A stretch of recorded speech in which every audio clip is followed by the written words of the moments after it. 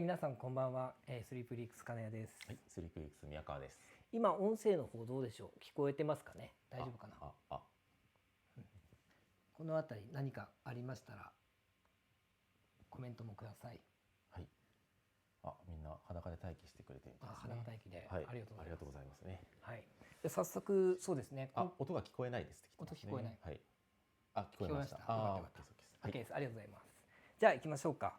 そうです。年末にこうなんでしょう。去年もやったんですけども、ダウランキングというのをやらせていただきまして、はい、1週間ぐらいの応募で、3952人に、ご回答いただいたという形で、非常に多くの方のご応募ありがとうございました。ありがとうございます。かなりですね面白いデータというか、内容を、実際にお届けできるかなと思いますので、早速じゃあ行ってみましょうか。はい。はい、じゃあですね、一回画面の方切り替えますね。これデスクトップで見れますかね。ちょっとこうやっておきます。ちょっと機材も導入してこの間よりもね、進化したんですけども、はい、こんな感じでなってます。まず最初なんですけども、音小さいって音ちっちゃい上げましょう。はい、はい、このぐらいでどうでしょう。ちょっと開けましたね。はい。で、こんな感じですね。まずなんですけども、Mac と Windows の割合っていうのが、音がまだ小さすぎますね。できてます。ありがとうございます。じゃあ上げちゃいますね。もうちょっと。はい。こんな感じとか。OK っぽいですね。はい。はい。もし今度うるさすぎたら言ってください。はい。で、そうなんですよ。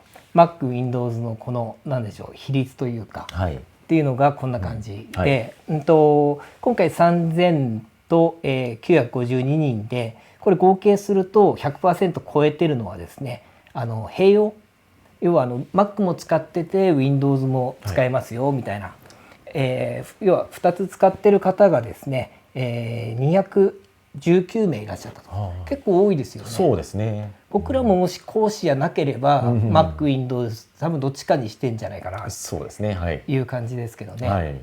宮川さん最初はあれですか、Windows でしたっけ、もともと。そうですね。Windows 行って Mac 行って Windows 行って Mac 行ってって繰り返して、その時で繰り返してますね。僕結構 Mac ずっと一択で言ってて、Windows に乗り換えたんだけど馴染めずに Mac っていう感じで、でこの印象としては結構 Mac が増えてきてるんじゃないかなというふうな感じ。そうですね。思ってる多いですよね。となりました。でこのあたりやっぱり、ロジックっていうのはApple、Mac でしか使えないので、ちょっとランキングにも影響してくるのかなという感じで、スーパーチャットありがとうございます。ありがとうございます。頑張ります。で、そうですね。ご質問とかお気づきのことがあったら全然聞いてくださいね。で、そんな感じと。で、このじゃあランキングは見ていきたいと思うんですけども、この記事はまだ公開してないんですけども、この放送終わりましたら公開しますんで、じゃあちょっと下がりますね。下がっていくともういきなり1位2位って出ちゃうんですけど、ちょっと見てくださいね。じゃあ下がります。こんな感じです。1位キューベースです。これはもう何でしょうね、予想できたという方も多いんじゃないかなと思います。日本だともうダントツの1位でした。今回やっぱり強いですね。で、1698票。これちょっと後ほど説明するんですけども、DAO って中には2つ3つ使われている方もいらっしゃると思うんですよ。そうした数字を1回全部合わせた合計票になります。また後ほどですね、単独なんかもお見せできたらと思うんですけども、こういう状況になっていると。でここに一応これも集計取っておきました。メインで1336票でサブというか、2代目という感じで使っているのが362票という感じですね。皆さんどんな感じなんですかね、これって。さすがキューベース。そうですね。やっぱキューベース安定ですよね。認識的にも皆さんキューベース定番っていう。あとやっぱ始める時ってみんな使ってるからとりあえずこれ使っといていいかなみたいなので始める時にやっぱり多い方が強いっていうのもありますし、そうですね。そんな感じの結果となっていますね。っていうところになります。あとちょっと僕もコメント忘れないようにですね、コメント打ってるんですけども、幅広いジャンルでもやっぱカバーできるっていったところもあって、Mac、Windows 両方使えますみたいなところです。大きいでしょうね。大きいですよね。で2位が実はこれですね、スタジオ1来ました。去年がロジック2位だったんですが、ちょっと逆転しまして、こちらそうですね、はい、スタジオ1になってると、はい、でやっぱりキューベースとの差は結構やっぱり投票数でもあって、倍はいかないです。 1.5 倍ぐらいやっぱキューベースの方が多いんですけども、スタジオ1かなり検討して追い上げてきましたね。るっていう感じ。そうですね、すごいですね。これもそうですね、ここで言おうかちょっと迷ったんですけども、はい、なんか音がいいっていう噂もかなりあるじゃないですか。そうですね、やっぱ、って言いながら僕結構音いいっすよって言っちゃってるんですけど、そうですね、はい、なんか低域の解像度も高いしっていう感じかな。解像度が高い感じしますね。であとはもう一個は戦略というか、はい、無料版ですよね。結構しっかりした無料版がなんでしょうね、配布されてるので、はい、そっからじゃあ、せっかく覚えたからプロ行こうみたいな感じで言ってるのかなっていうふうには思いますね。そうですね。このあたりどうコメントは？スタジオ1ユーザー。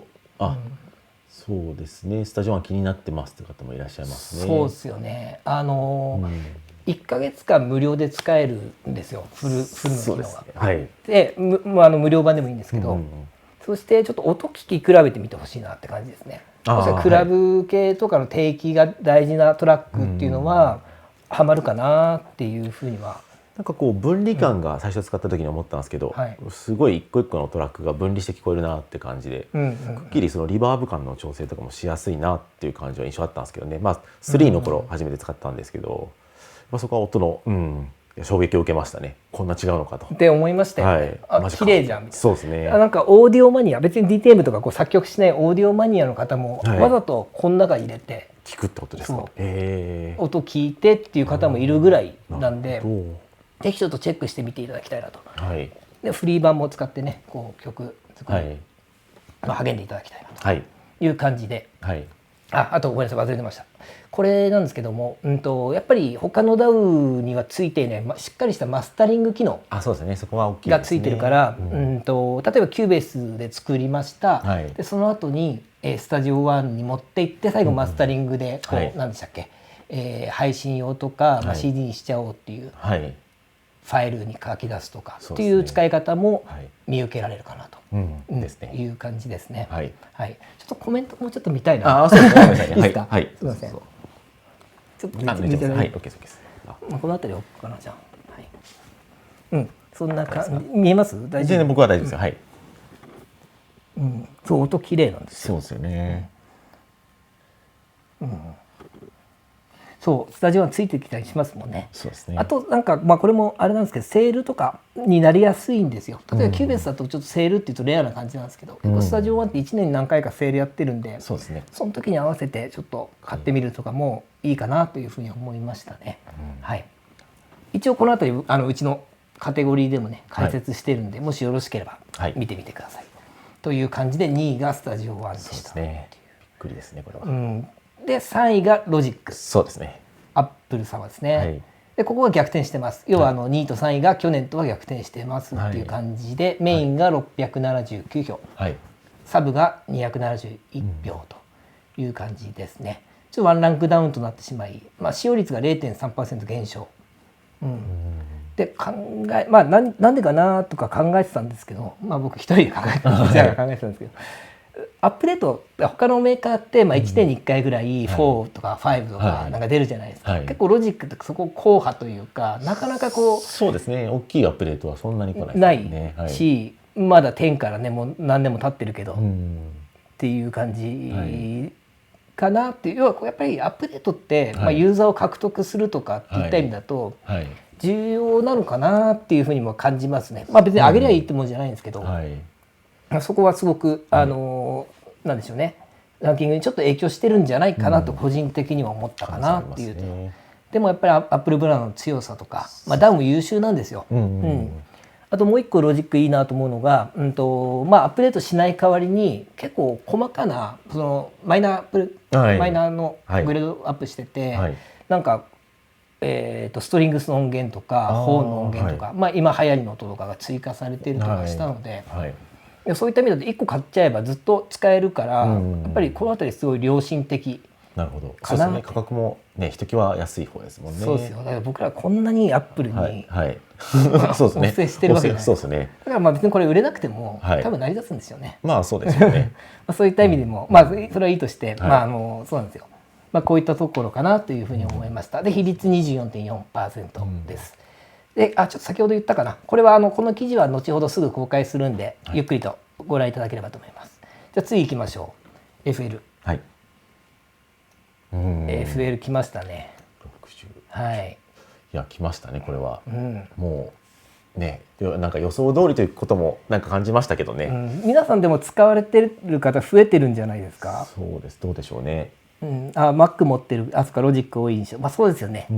それはやっぱりトラブルも少ないし、なんかやっぱり DTM で一番嫌なのって買ったけど使えなかったとか、そういうつまずくことだと思うんですよね。だからそういうのを防ぐためにうちサイトを作ってたりとかももちろんあるんですけど、なのでやっぱ Apple プラス Mac プラスロジックってのはすごいいい。あとOS 上げやすいですよね。対応早いんで。そうまさかね、新しい OS 出て上げて対応してませんでしたないから、そうですよね。そういったところだと安心ですが、他の音源がついてこないじゃないですか、プラグインとか。はい、それはありますね。そんな感じ。ごめんなさい、ロジックの方言っちゃいましたね。そう FL です。で FL があれですよね、去年かな、Mac 去年一昨年 Mac に対応したんですよ。でこのあたり比率どうなってくるのかなと思って、なんでしょう、アンケートの中でその Mac、Windows って分けて取ってたら、こういうところも見たかったっていう理由があって、でじゃあ Mac ユーザーどんぐらい FL 取り入れたんだろうって見ると、94票。まあでも、そうですね。くらいです。まだね。まあそうですね。だからこっからちょっと伸びしろがあるんじゃないかなっていう感じは感じましたね。実際僕実は FL の記事は書いているんですけど、実際じゃあ実践的にかなり使ったかっていうと、ちょっと自信がないというか、そういったところだと、やっぱりどうです？やっぱり面白い概要なんですかね。そうですね。まあそのなんていうんだ、チャンネルラックというものがあったり、プレイリストっていうものがあったり、ミキサーがあったりっていうのはその独立しているってところも他の DAW では、ちょっとスタジオ1に近い要素もあるんですけど、そうなんですか。ミキサーと上が連動してないってところですね。ところはあるんですけど、好きなことがあらゆることが自分で行えるっていうところがやっぱ FL は特殊であり、面白いかな。多分 FL 使ってる方って他の DAW はちょっと、FL しか使ったことないって方だったら他の DAW、キューベースとかボンと使ってみると、難しいというか違うかもしれないですね。概要が違いすぎてっていう感じか。そうですね。そうですよね。だから逆に僕らだと FL の前にキューベースとかロジックとか使っちゃってるから、ちょっと移行しづらかったっていうのが正直なのがあって、そうですね、大変ですね。ちょっと概念がここだけ少し特殊な DAW にはなってて、ただやっぱり何がいいってこれ何でしたっけ、ライフタイムなんとか、ライフタイムアップデートってやつですか。一回買っちゃえばずっとアップデートが無料、アップグレードが無料ですよみたいな。そうですね。これ成り立つのかなってずっと思ってますけどね。FL は使ったけど難しくて諦めたっていう。多いですよね、きっとそういう方もね。でもやっぱ FL 最強っていうか、要はコアなファンというか、そうですね。やっぱファンになりやすいですよね。唯一なんかキャラクターマスコットいますからね。DAW で。なんか女の子です。そう女の子のFL ちゃんっていうのがいるんですけど、そういうね文化ともカルチャーともこうフィットしてる感じがありますから。なるほどですね。そっか。こうで Mac が多分ここ伸びてくると、このランキングの変動も十分ありえるなみたいな。そうですね。今後また伸びる可能性もありますよね。ありますよね。っていうふうには感じましたね。で後から実はDAW ごとにジャンルも取ってるんですよ。だから FL だったらこのジャンルやってますみたいな。面白いですね。だからちょっと交互期待というか、そこでもまた納得できるんじゃないかなと。でメインの DAW が一応4位、サブが7位で、総合で4位になってるっていう状態でしたね。大丈夫かな。コメント質問とか逃してないかな。大丈夫ですよね。そうですね。FL 最強ってことですね。そうですよね。付属エフェクトがしっかりしてる。そうですね。インストゥルメントとプラグインありますよね。エフェクトインストゥルメントが多いんですよ。ただあれって僕ちょっと試したんですけど、Mac にまだ完全対応してないですよ。でももうビビたるもんだと思いますけどね。大体じゃあ対応して。なるほど。じゃあこっからさらにじゃないですか。そうですね。ちょっと面白いし、価格もそんなに高くないし、一回買っちゃえばっていう感じなので、そうですね。ここから伸びてくるんじゃないかなと。そうです。一回買えばいいっていうとやっぱ買いやすい、サブでも買う方は多いかなっていう感じはしますよね。そうですね。はい。あ、来た、次の予測が出てますね、もうね。次エベルトン。ご名答でございます。じゃあ次行きましょうか。はい、こんな感じです。ここは比率的には割とね話したんですよ、今回こうやって。5% ぐらい違うのかな。そうですね。4. 点いくつ違って、で、メインが5位、サブも5位っていう感じのなってて、ライブ。で宮川さんはライブユーザーですもんね。そうですね。一番。じゃあこれ飲み物になっていいですか。どうぞはい、どうぞ。いらないです。はい。そうですね。ライブ。やっぱライブはなんて言うんだろう。これも割とジャンル限定したいろいろ作れますけど、FL と似た感じで、やっぱエレクトロ系クラブ系で、FL が結構ミディ打ち中心の楽曲構成が得意だとすると、ライブはオーディオ加工を多用するような音楽ジャンル得意なので、やっぱそこは流行りの音楽ジャンルによって今は FL が強いのかなっていう感じがしますね。要はエレクトロとかつけてオートメーションもかなり命になるというか、そうですね。この2つともオートメーション強いんですよね。はい、オートメーションを楽にかけて、ただそのミディでシンセを鳴らすか、あとオーディオ素材を加工して何かを新しいものを作ったりするっていうところのやっぱジャンルによる違いもあるのかなっていう感じですかね。海外だとやっぱりライブ、このエブルトンライブがナンバーワンのダウなので、ちょっと違うんですよね、やっぱ海外とはね。そうですね。音楽の主流ジャンルが多分流行りの問題かなっていう感じはありますかね。そうですね。実験的なエレクトロ、要はあれやりやすいんですよね。ミディとかのルーティングとかもすごい複雑なことできるじゃないですか。例えばキック鳴らしたらシンセのピッチが上がるとか、そういうなんていうかつなぎ合わせが自由なんで、そういう実験的なことは多分最も得意とするDAWではあるんですけど、やっぱ日本の音楽業界であんまりそういう実験的な音楽がなかなかやりたいなっていう方がいらっしゃらないのかなっていう感じはしますね。なるほど。だから海外のが今後入ってくると考えると全然可能性はなんかあるかなっていう感じですかね。そうですね。あとうちでもコンテンツ今出してますけど、バンドギタリストに向けたエイブルトンライブっていう企画やってますけども、どうですというか、あれ見ると僕からしたらギターが弾いたのが勝手にミディになってくれるとか、ありますけど他のバンドも、でも精度がかなり高かったのと、そうですね。基本的な操作は全部できたし、オートメーションも楽だったし、いいなっていうような感じましたね。一応僕もなんかアイドルソング的なものをエイブルトンで試しに作ってみたんですけど、今まではちょっとキューベースメインでやってたんですけど、そういうのは作ってみたら意外に普通にかけていけたんで、アレンジ的な問題なく、なんで普通の音楽でも使えるのになっていうところはあるけど、価格の問題もちょっとね、そうだね、価格がちょっと離れちゃうのか、そうですね、全然違うんで、スタンダードとスイートがあってっていうところでしょうね。下もありますけど、一番上になると圧倒的に高いっていうところはあるかもしれないですね。そうですよね。プロツールスいつだと。行きましょう。そうですね。そうしていきましょうか。こんな感じですごいがね。はい、じゃあ6位からちょっと6位からバーッと羅列する感じにしてみました。いきます。6位こんな感じで、実はガレージ版なんですよ。でこれ理由あって、メインの DAW だと8位なんですけど、サブの DAW だと3位になってて、その総合で一応6位っていうことになりました。なるほど。ガレ版がね。なるほどなるほど。これは納得という。入ってますからね。そうですね。そうですね。いう感じになって、でその次にプロ2が来るよっていう感じかな。そうだね。ガレ版は貧乏人の言い方、いやこれ別に貧乏人とか関係なくかなりよくできた DAW なんで、結構できちゃうんですよ、もう普通の作曲だったら。だから全然それで出していくっていうのを作っていくのも全然いいなと思いますね。そうですね。おもちゃん感覚で使うには優秀すぎる。優秀すぎます。その通りですね。あとちょっと話それちゃうかもしれないですけど、iOS のガレ版あるじゃないですか。で、あれってなんかエイブルトンライブのセッションビューみたいな感じの概要が取り入れられてるんですよ。ありますね。縦入れ。だからあれってエイブルトン特許じゃないのかなって。特許じゃなかったら、今後ロジック11とか出た時にあれ可能性ありますね。全然ありますよね。それで言うと某このランキングにちょっとあるかわかんないですけど、デジパフォですね。デジパフォが最新版から全くライブと同じようなものついてるんですよ。知らなかった。そうなんですよ。びっくりしました。見た目も本当に似てるんですよね。参考にしてると。多分でしょうねっていう、もう言わざるを得ないようなデザインでしたけどね。ああいうのはやっぱ流行るかもしれないですね。そうね、ガレ版メモ用、メモ用、確かにね、ちょっとスケッチしとくって言って、帰って、それをロジックでやったりとかっていうのもいいのかなっていうふうに思いましたね。ビトウィグね、そうだ、忘れてはいないですけど、そうですね。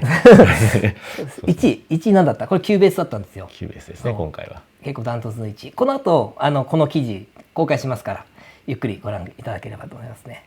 1個しかなくてカリスマ9セット。デジパフォ、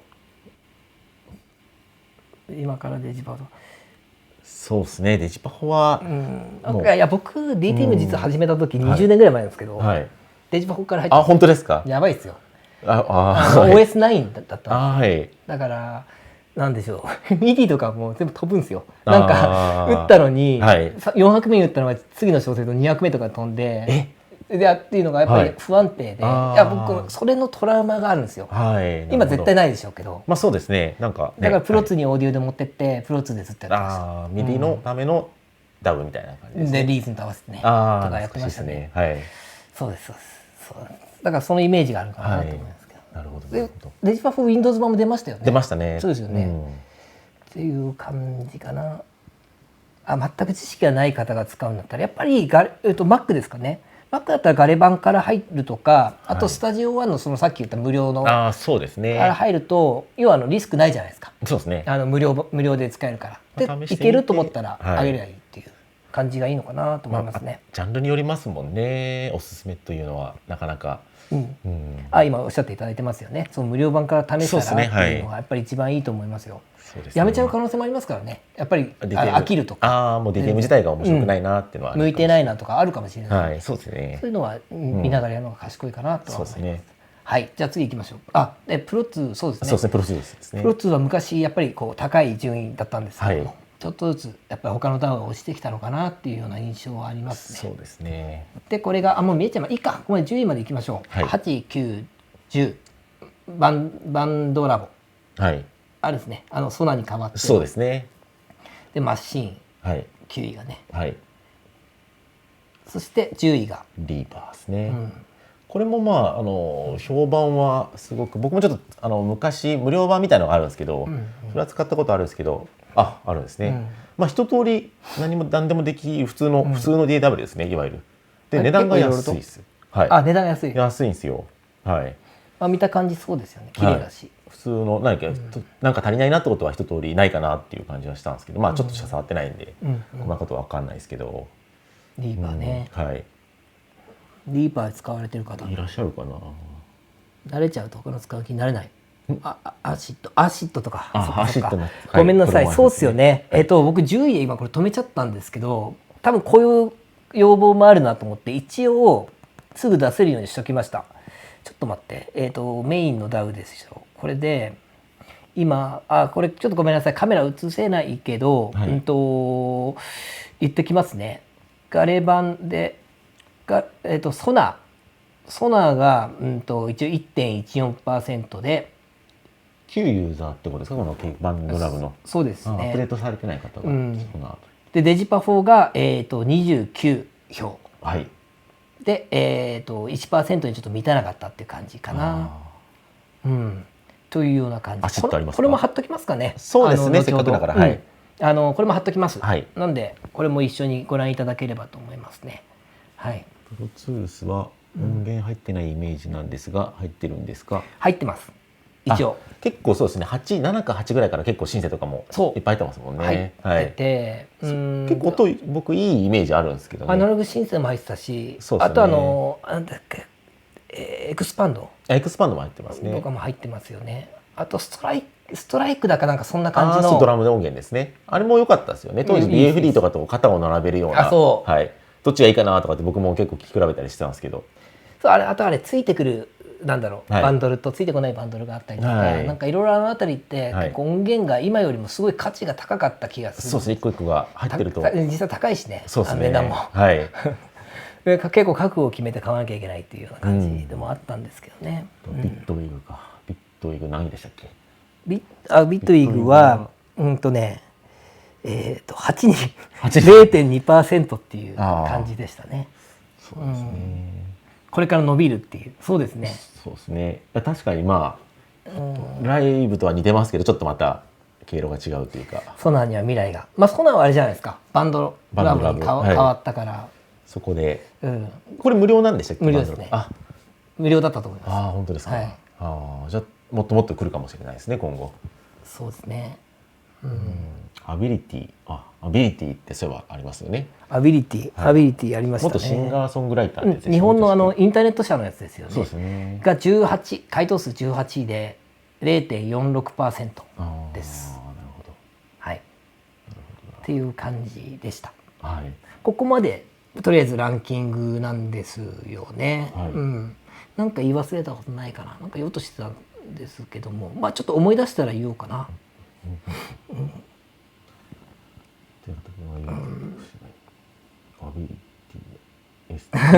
買ったけどビトリー買ったけどユーザー登録してないとか。そうですよね。ちょっと興味があるというか、割となんかハイブリッドとかって言ってミディとオーディオを一つのトラックで扱えるとか売りにしてましたもんね。はい。僕も買ったんですよ実はビトリー。僕も入れてますよ。入れてます。はい、入れてます。なかなか面白い。まあライブ使ってる方だったらすぐ行けるっていう本当に似てるんで。あとなんかスケッチ機能ってあって左右ありますね。今スタジオ1にもついてるのかな。そうですね。ありますね。スプリットして。右左分けて、要は AB 比較みたいなそうですね。できる。で気に入ったら持ってくるとかできたはずですよね。それいいと思います。はい。最近重たくなっちゃったけど、ビットイが重くなったんだ。結構ビトイ盛り上がりますね。そうですね。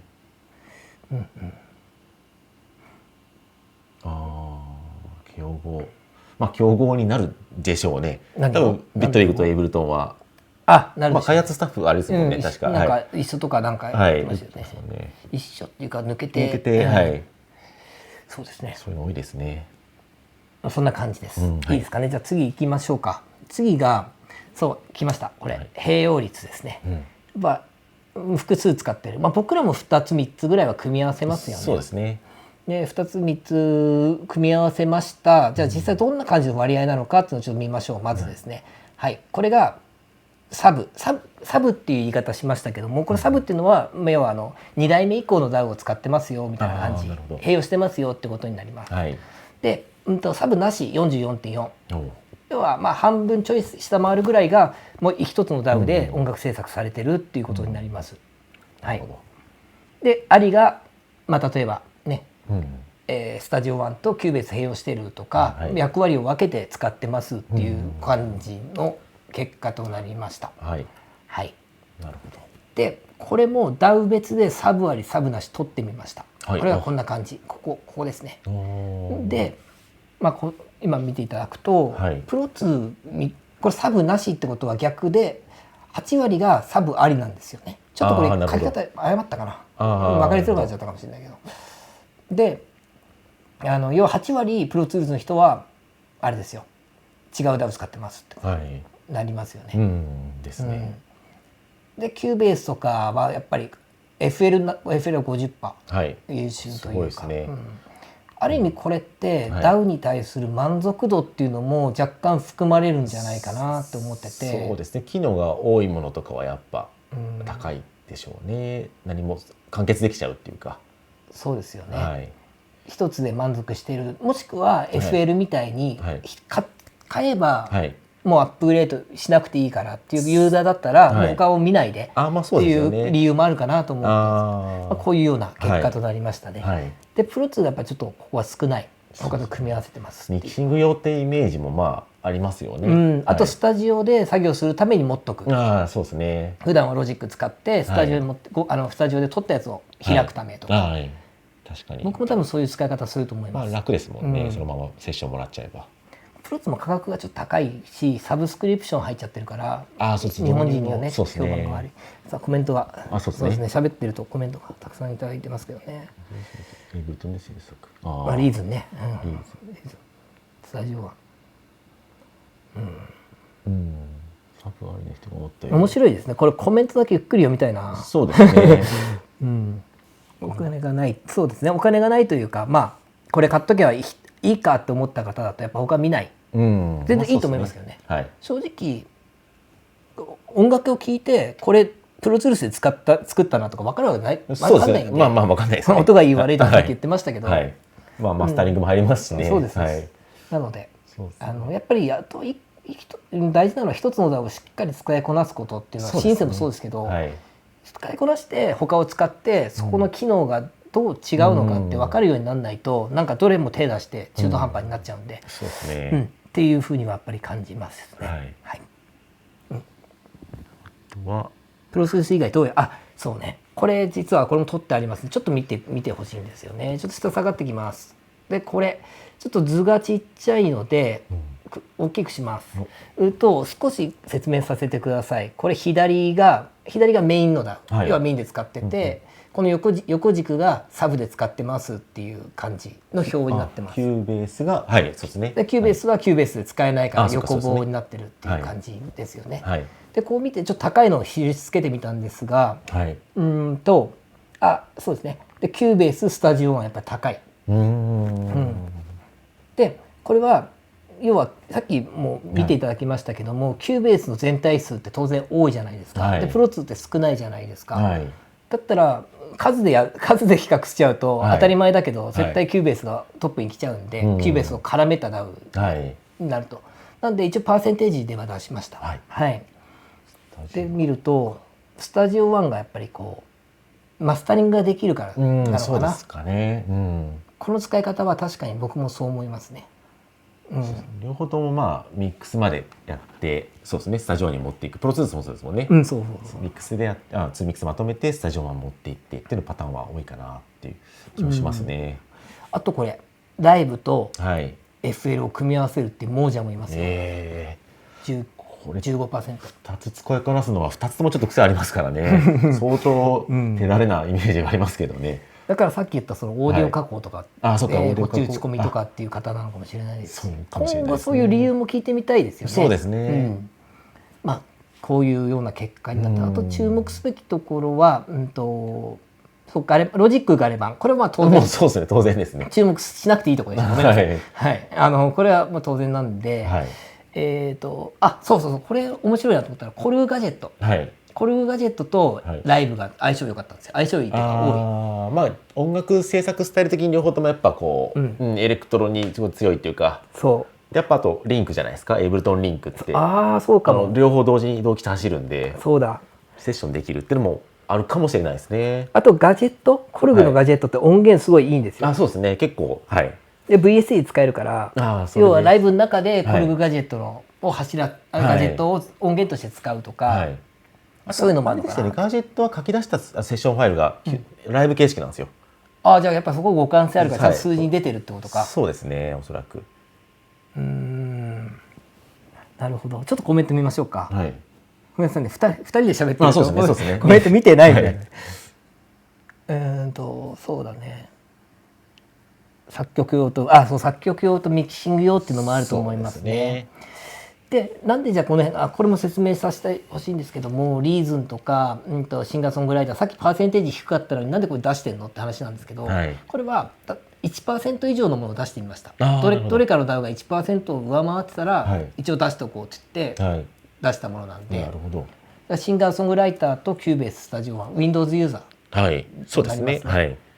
という感じとか、あとソナーがやっぱり開発終わったのかな、終わったからじゃあどれにしようかって言って元ユーザーの方がキューベーススタジオの方に流れてってるのかなって、この数字結構大きいんでそういうふうには感じましたね。そうですね。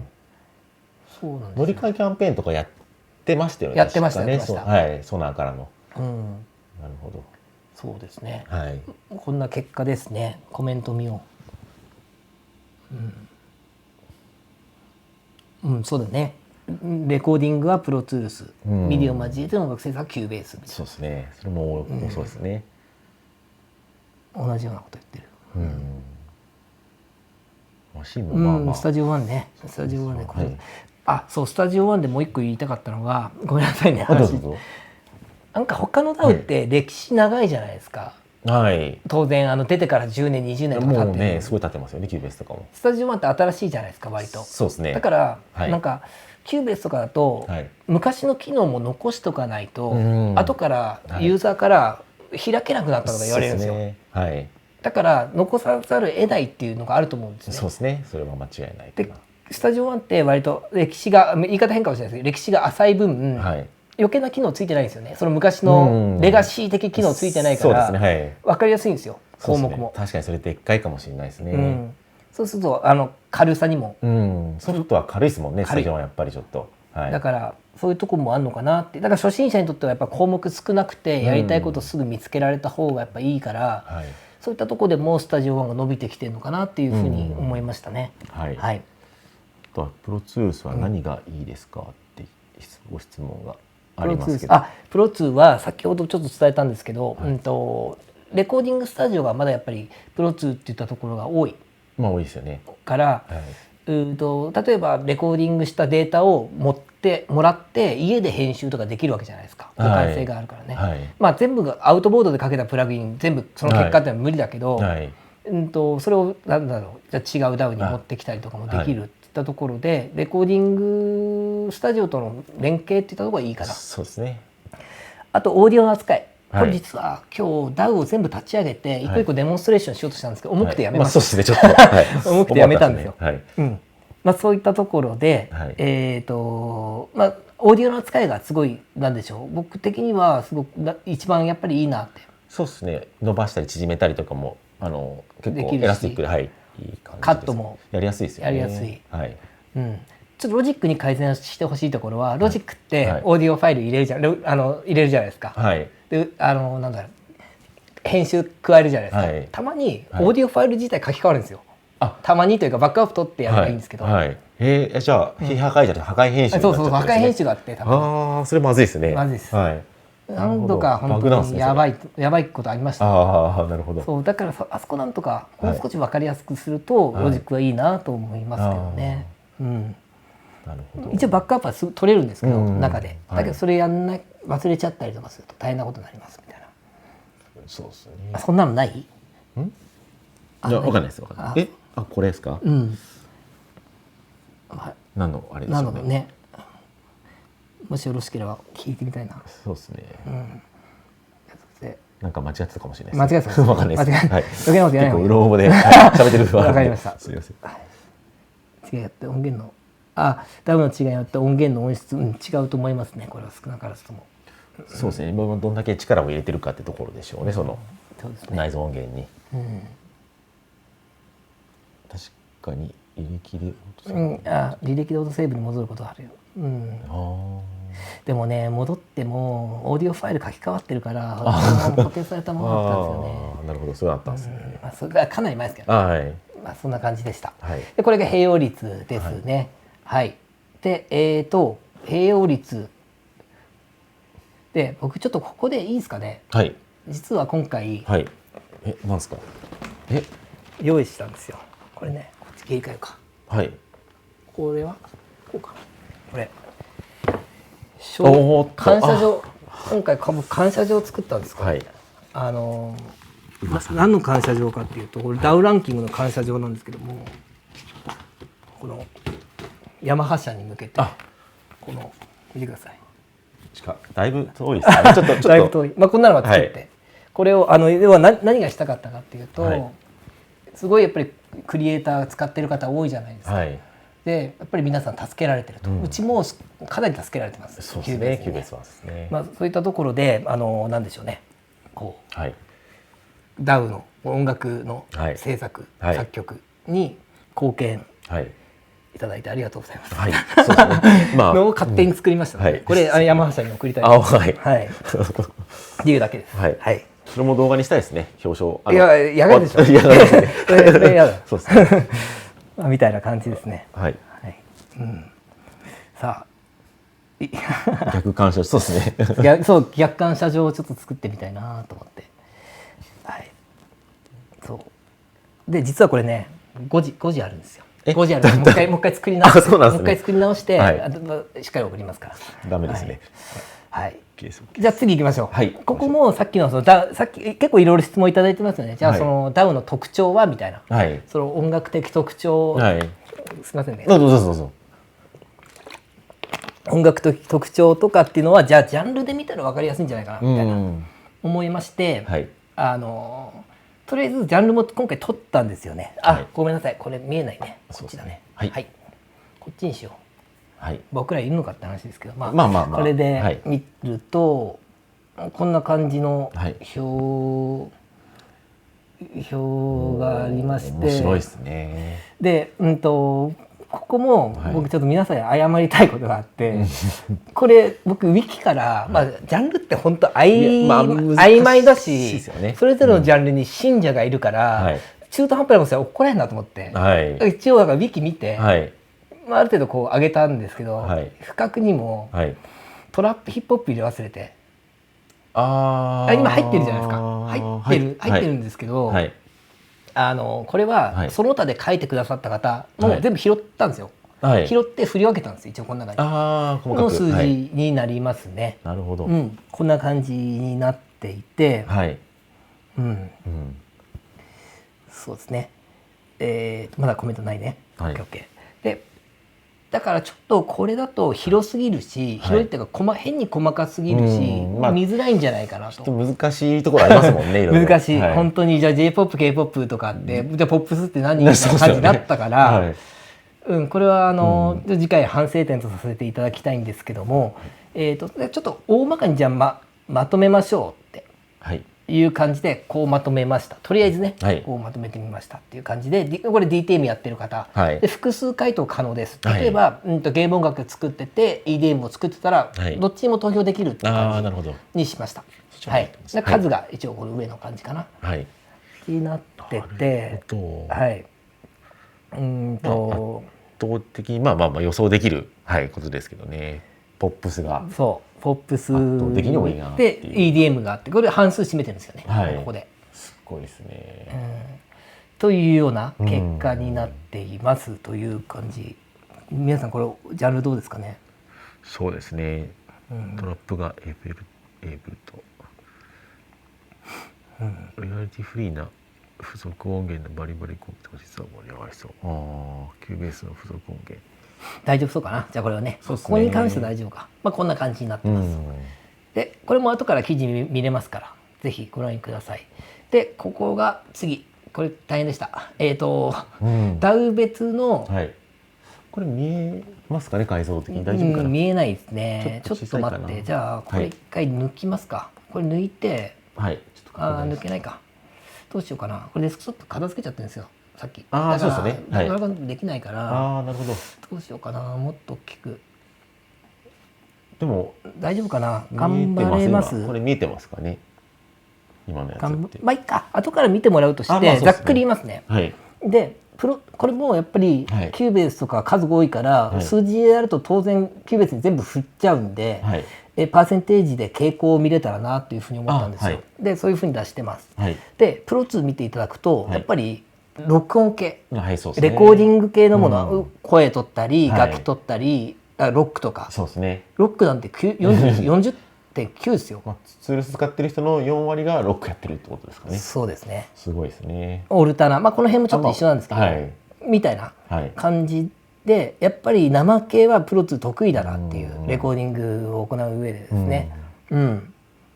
というような感じになってて、で、やっぱりこの FL、エイブルトンあたりは見てもらうと EDM が 77.6 なるほど。でテクノハウストランスとかは48みたいな。圧倒的にやっぱ多いですね。こんな感じになってるんですよね。なのでやっぱりこれからなんでしょう、クラブミュージックを作りたいとか、こういうジャンルを作りたいって言ったらやっぱり皆さんこんだけ分かれてるし、そうですね、この辺りを最初に狙っていくと失敗し、やっぱり最初買うダウでこけちゃうってすごい悲しいじゃないですか。そうですね。もう音楽制作がね、嫌になっちゃう可能性もありますからね。から情報共有ね。例えば憧れの人がライブル使ってたのに間違って違うダウ使っちゃったみたいなのとかもあるのをちょっと参考にしていただけたらなっていう感じで出してみましたっていうとこですかね。そうですね。FL でロックやってる人は亡者すぎるって、確かにそうですね。どこやるんですか FL でロックやってたら亡者だなと思いますけどね。確かに。FL でクラシックとか亡者じゃないですか。なんだ FL っていいところはミディがすごいミディの機能が多いんですよ。例えばドミソって言ってアルペジオにしてくれるとか、そういうミディ機能多いんで、クラシックは結構もしかすると親和性高いかもしれないですね。意外に右打ちの細かいエリットが得意っていうか、はい、自動化ができるんですよね。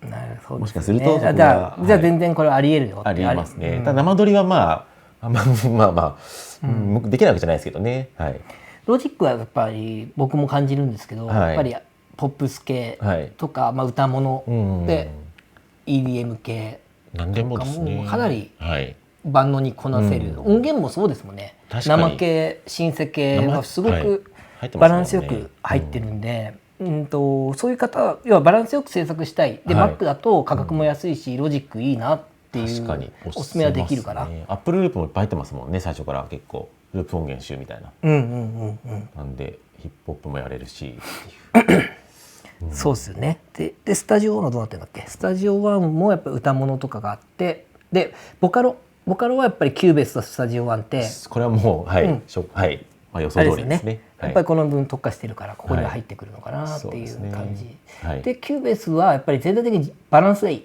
本当ですね。はい、バランスが良くて、でも映画音楽がやっぱ多いんですよ。31%。映画音楽ってオーケストラとかそっち系とかが 31% ってなってます。はい、こんな感じかな。ジャズとかやっぱ生のものはプロツールスが強いよっていう感じ。これもさっき言った通りですね。そうね。そう、共属本とかだとプロツ多いかもしれないですね。やっぱりなんか定番とされてるから。そうですね。仕事でミックス仕事にしたかったらもう使えないとどこのスタジオも厳しいですよね、きっと。今はおそらくロジックはあとドラムのレイヤーがめっちゃ使える。サンプラーってことかな。違う、あれか。ちょっと今音源パッと出てこないですけど、あるんですよ。ドラムの音源が。ドラマーじゃなくてですか。ドラマじゃないです。またあるんですね。一個昔からあるんですけどね、サンプラー的なもので、それも確かに優秀です、あれ。なるほど。IK と N の音源を注目。そうですね。EXS24。サンプラーですか、これは。サンプラーです。いや、あともう一個あるんですよ、そのドラムのやつ。何ドラムだっけな。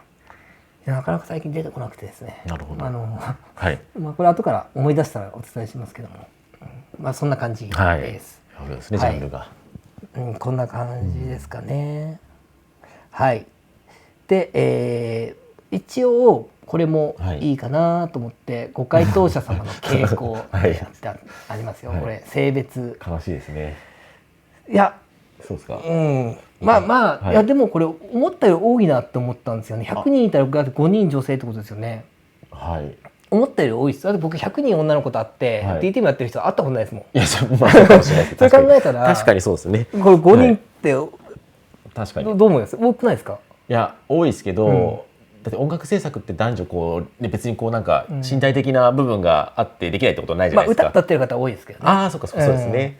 ボイトレ通ってますとかっていうのはもうちょっと女性のミュージシャンっても多いので、もっと女性比率多くてもいいのになとは思いますけどね。なんか体育会系な感じですよね。体育部みたいなノリですもんね、この人数の比率。僕はでも5人いただけで感謝みたいな。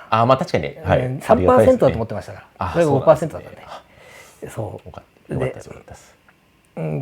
あとそうですね。あとちょっと声優さんのスクールとかに前少しお邪魔して、なんかこれ全然企画にはならなかったんですけど、話した時に僕思ったんですけど、声優さんも自分でダウ買って自分の声録音して練習すればいいのにみたいな。なるほど、それはいいかもしれないですね。ちょっと速度落としたりできるじゃないですか、ピッチ落としたりとか。いや別に今ここでそれ言ってもなんないんですけど、でもそういうのもダウちょっと手軽に使ってみたらなっていうふうに思いますよね。確かにいいかもしれないですね。そうですね。あと楽器練習にも使ってほしいかな。そうですね。プレイヤーの方やっぱ取って聞くと全然違いますからね。違うし、耳コピーするにも速度落としたりとか、皆さんもうやってるかもしれないですけど、そういうのとかにも使えるから、もっともっと広がっていってほしいなっていうふうには思いますね。そうですね。アンケートに答えないそうで女性が多いとか、それはあるかもしれない。確かに。ってことはもうちょっと多いってことですね。もしかすると。女性ロジック使い、確かに。もし女性がいるとしたら、うちの生徒さんでも女性の方、ロジック多いですね。そうなんですね。やっぱ Mac だとロジックになるのかな。組み合わせが多い気がする。確かにそうですね。小鳥さん。そうですね。そうですね。なるほど。そんな感じのちょっと傾向で知った。で年齢これもちょっと見ておきましょうっていうことで、はい、これはどっちかというとうちのサイトの年齢層にももろかぶりするんですけど、当たり前なんですけど、うちのサイトで撮ってるんで、はい、けど、18、30ぐらいの方が多かったっていうところになりますね。これ大体もうこれで半数ぐらいですもんね。そうですね。3、4、はい。っていうような形で、そこから年齢が上がるとともにパーセンテージが下がっていくよっていう感じの傾向ですね。はい。だから17歳以下の方がもっと増えてくれればいいのかな。ただ DTM はやっぱ機材がある程度、初期投資がいるっていうところが難しいのかもしれないですね。僕らの年齢はこの辺りか。そうですね、30、40のあたりで。そっか、そうですね。はい。こんな傾向になってました。なので今の何でしょうね、こういうDAOを使ってるとかさっきの数字は全部こういう比率で答えていただいてるってことですよね、回答の年齢は。こういうところ 66歳以上がすごい。66歳以上です。そうですよね。すごいですよね。うちのそのレッスンでも何歳だっけな、最高齢で僕80代の方とレッスンさせていただいたことあるんですけど、もう全然バリバリですよ。なんでしょう。いらっしゃってびっくりしましたけどね。モチベーションめちゃくちゃ高いですし、そうですね、本当に変わらないですね。年齢は。そうですね。年齢ではなんか。だからここであえて66歳以上って区切ったんですけどね。でも 0.5% は20人もいるってことになりますからね。74歳、74歳の方もいらっしゃると。80代。そうですよね。そっかバイト禁止。そういうのもありますよね、きっと。別のサイトだと40代中心。そうですね。だからこの数字ってちょっと実は何でしょう、年齢にも依存するところがあるので、そうですよね、年齢は見せといた方がいいかなっていったところでも、ここに載せておきました。という感じ。僕としてはこれいいや、後に言います。ここ後に言います。これ次に年齢別でDAO を取ってみましたっていうのがこちらになります。これですね。ちょっとこれ邪魔ですね。ちょっと待って。そうですね。違う。慣れてない。俺初めてですか。なるほど。これで17歳以下の方がご覧いただくと、これ無料じゃないですか。バンドラボ。で FL とかもやっぱり1回お金払っちゃえばっていうさっきの話に通じますし、ガレ版も Mac についてくるとか。でスタジオはもうこれフリーのもの出てるっていったところで、やっぱりこの辺り集中するんだなっていう傾向がでしたね。であとは21から35ぐらいがロジックが結構安定して強い。キューベースは基本的に全部強いですけどね。そうですね。間違いないです。1位ですからね。スタンダードってそうなんですよ。でこのはロジックだったのと、で31、35はプロトゥースがちょっと目立った。この辺りだから僕らと同じぐらいの世代ですよね。そうですね。だからプロ2全盛期っていうか、DAO だったらプロ2みたいな感じでしたよね。だからそこから使ってるのかな。特にバンドマンとかそうでしたね。僕もバンドやった方がやっぱりプロツールス使ってましたからメインでなっちゃいますもんね。なっちゃいますね。そういったところでこういう感じになってって、でスタジオ1がもうやっぱりかなりバランスよく分布されてるなっていう感じで、51歳60歳の方が結構多いっていうのも感じましたし、で66歳これはちょっとあれですよね。先ほどの年齢層から見ると5名だったんでちょっと偏りがあったかもしれないですけども、66歳以上ロジック 40% みたいな、ロジックアップルやっぱり使いやすいみたいな感じでこの辺りが入ってきてますっていうところのまとめたものです。これも後ほど公開しておきますので、ゆっくり見ていただけたらなっていうふうに思います。そうかな。そうですね。ちょっとコメント確認してますね。ちょっとお時間ください。やっぱり使いやすいっていうのが、面倒くさくないのがスタジオ1の特徴っていう、良いって書いてますね。機能厳選されてる分やっぱそうなるでしょうね。ボタンも少ないしっていう、比べると無駄がないっていう感じですよね。FL は使いにくいというか癖が強い本当に強いです。そうですね。でもあれ使いこなしたらかなりそうですね。っていうようなでエイブルトン見てなかったな。エイブルトンがそうこの辺り、僕ら世代、はい、で人気になる。ここがピークになってます、ね。これなんで不思議ですね。これちょっとね。よくいやなんで年齢こうクラブミュージックってイメージあるんで、エイブルトンがクラブミュージック作るのが結構割とこう中高年ぐらいになってくる、中年層かな、はい、なってくるのかなっていう、どういったものを作られてるのかちょっと気になるところでありますね。そうですよね、はい、確かにそう言われてみると、はい、なんか EDM って若い方のイメージの音楽のイメージありますけどね、そういうダンスミュージックって。さっきちょっと一回これ外しますね。さっき年齢で年齢のあれか、あれ取ってなかったんでしたっけ？そっか、年齢プラスジャンルって今回そっか取ったんですよ。出してなかったんですね。なぜかっていうと長すぎた。なるほど長すぎた。これももし応募あれば貼ろうかな。はいはい。そうか、エイブルトンは高いから財力の差かなっていう。なるほどね。確かに。そんな感じでした。はい。で一応こうやっぱり音楽を作る上での目標ってやっぱり一番大事じゃないですか。当たり前なんですけど、ダウを覚えるのって目標がなかったら覚えないから、ここはすごく重要かなと思ってここで出しました。一応上と下、棒グラフと円グラフ出したんですけど、下の方が分かりやすいかな。こうしてみると、趣味で楽しむっていう方が最も多いっていう感じ。その次プロとしてやりたいっていうのが1000人。これ希望なんです。希望も含めてですよね。希望含めて。でこれも実は裏でアンケート集計した時に、例えばプロを目指している方のダウと、趣味で楽しむ方のダウってちょっと差が出たんですよね。面白そうですね。それキューベース、ロジック多かったんですよ。で趣味の方っていうのはそれこそ何でしたっけ、無料ガレ版とかが多かったっていうのもありました。そうですよね。であと配信リリースしたいっていう感じですね。プロと趣味の差、これ載せますね。ちょっと1日ください、これまとめますんで。でそうですね。でその他の回答としては、やっぱりこうメジャーアーティストへの楽曲提供、一応ここにも含まれるかなと思ったんですけど、多かったんですよ。じゃあもう仕事されてるっていうような方が含まれてるというか。そうですね。そうですね。これも2番目もそうですもんね。そう、ゲーム制作と採用されることが目標。目標か。目標なんですよ。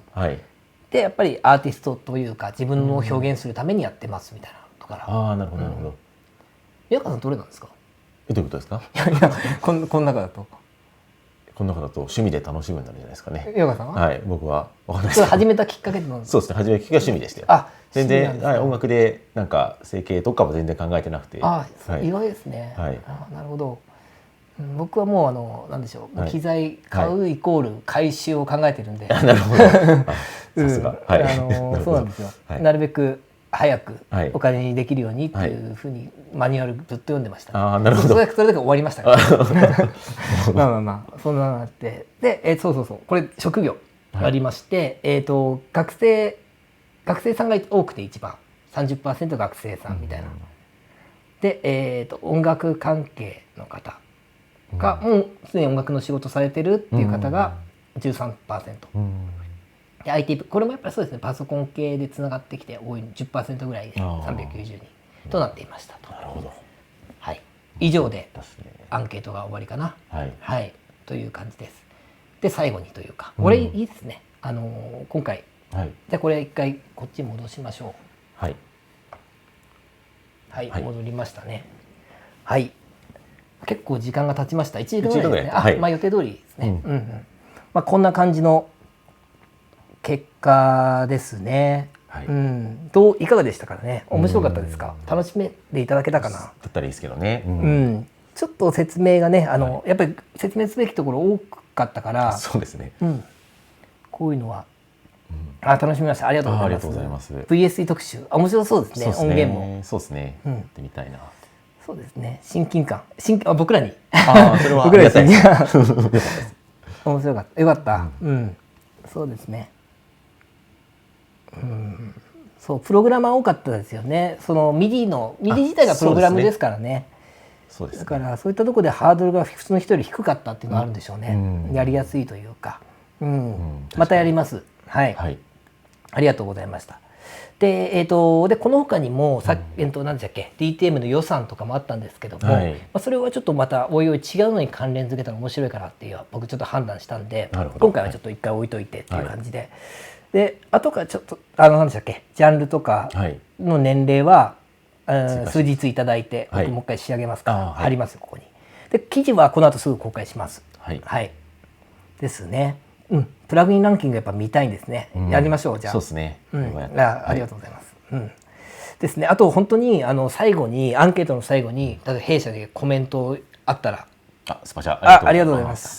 まだまだ話したいですけどね。あんまり話しすぎると長くなっちゃうからね。そうですね。一番いい時かなみたいな。そうですね。見ててもなんか飽きてきますからね。そうですね。っていう感じでした。何しようとしたんだっけな。でこれでそう。最後に弊社へのコメントがご意見などありましたらって言った時に、すごく温かいコメントがすごいいっぱいいただけて、本当にありがたかったですし、こういう企画してほしいっていうのもすごくいただいたんですよ。